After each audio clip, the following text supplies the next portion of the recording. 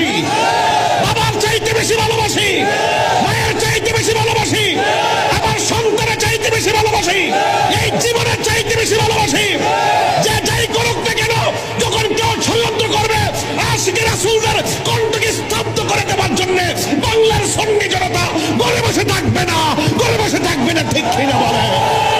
আমরা স্বার্থের জন্য ইসলাম ব্যবহার করি না, আমরা স্বার্থের জন্য ঈমান বিক্রি করি না। কোটি টাকা দিলেও ঈমান বিক্রি করব না।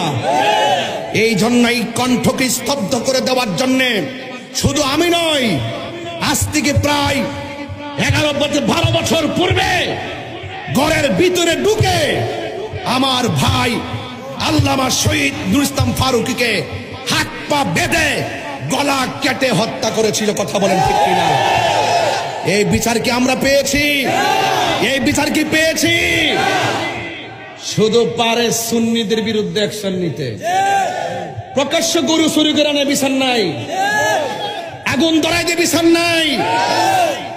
এই যে কোটা আন্দোলনে অসংখ্য পোলাপান মৃত্যুবরণ করেছে, বিচার নাই।